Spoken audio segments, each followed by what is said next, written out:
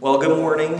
It's that time of year again, the season of commencements, graduations, awards, banquets, picnics, and the like. These are special times for students and their families. Just a few days ago, I myself attended a ceremony called Evening of Excellence that my daughter Lydia was nominated to attend. These events mark an end, but also a beginning.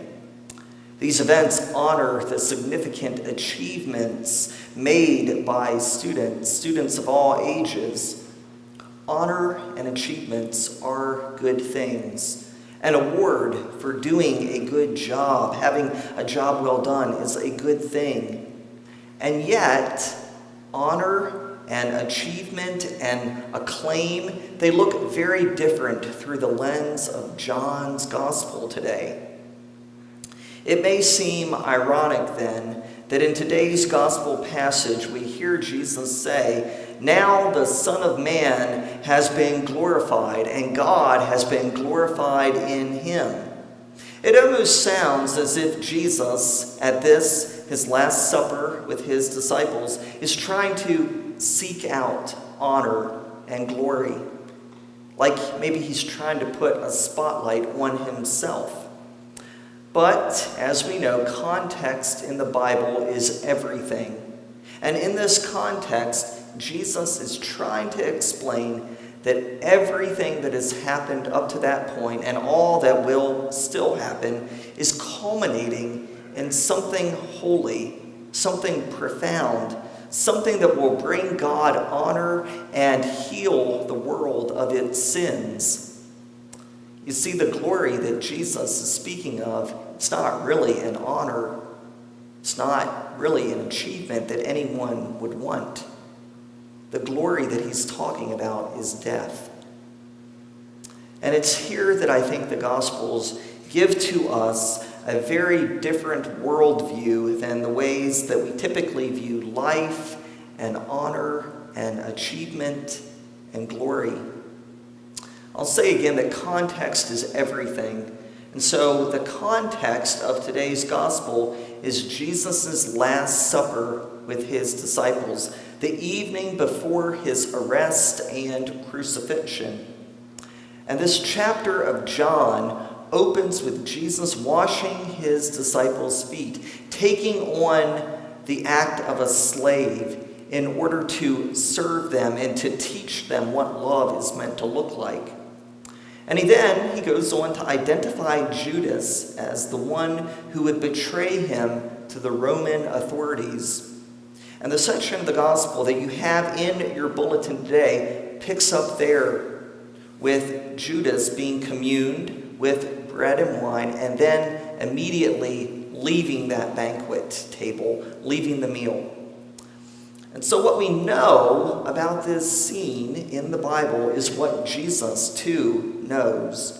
He knows that he's about to be abandoned and betrayed. He knows that he'll then be arrested and tried and beaten. He knows that his death is imminent. And yet, it's how he responds while knowing all of that that still amazes me, even to this day. And I think it still has something to teach all of us. Judas leaves the meal, and Jesus knows that his time with his disciples is now limited. He's about to be betrayed. And so what does he do? He communes his disciples. And he calls them his children, a sign of love and belonging. He sits with them. He eats with them. He teaches them. He gently tries to convey that he can no longer be physically with them. And then he tells them the most important thing: love. Just as I have loved you, you also should love one another. His final moments with his disciples are focused not on condemning Judas and what Judas is about to do, or telling them that they too will all abandon him. He doesn't tell them how flawed and broken the world is, a world, a humanity who would kill an innocent man. Instead, he focuses on love, simply love. And this whole scene of Jesus' Last Supper is so countercultural, isn't it? Don't live with hate. Don't return evil for evil. Forgive the wrongs that have been done to you. Love even your enemies. Love everyone. Love. Love. And keep on loving. As I mentioned before, a few evenings ago, I attended a ceremony, an academic awards banquet for my daughter, Lydia. Lydia has done very well in school this past year and was one of many students honored that evening for academic excellence. But when Lydia learned about being nominated for an award, she was initially hesitant. She didn't even want to attend the ceremony. And when I asked her why she didn't want to attend it, she said, "I just don't know why I was nominated. I didn't do anything special. I just did what was expected of me." And that gave me pause. She said, "I just did what was expected of me." Now, I tell you about this not to highlight my daughter, but to simply say that perhaps this is the way that we're all called to live and to be in the world. Jesus didn't seek fame and notoriety and honor. Now, fame and notoriety may have found him, but he didn't seek it out. Jesus knew what was expected of him, and he also expects it of us, to humbly live out an ethic of love, to speak love, to give love, to be love. Now, my one final kind of concluding thought today is this.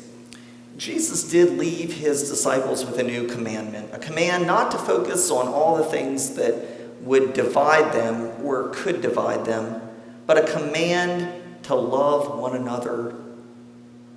And we often only focus on that commandment to love, to carry on the love of God, that love that we're continued to share with the world. We often only focus on that. But this love of God is also a gift that we've been given.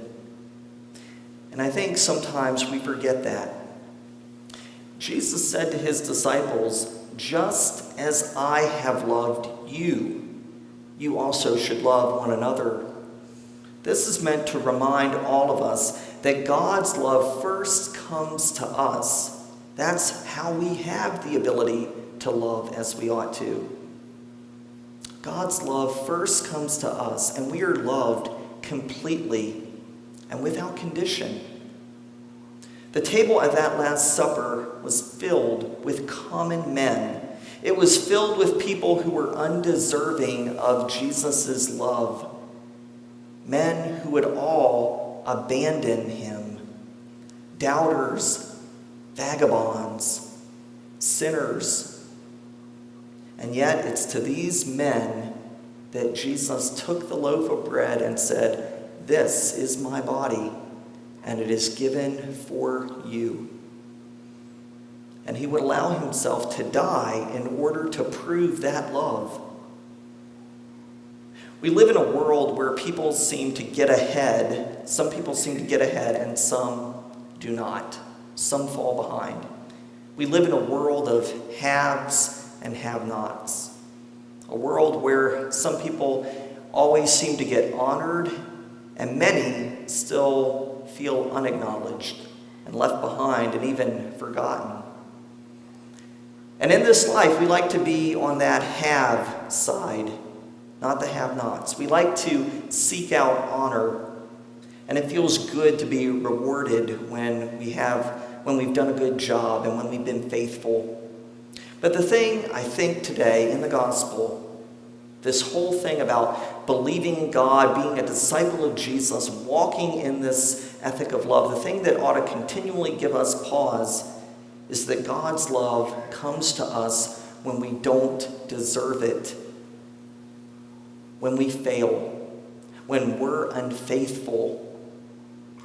And when the world tells us that we have to be good enough to earn that accolade, that achievement, God's love finds us when we can't be good enough, when we haven't been good enough, when faith is something that we just can't seem to find.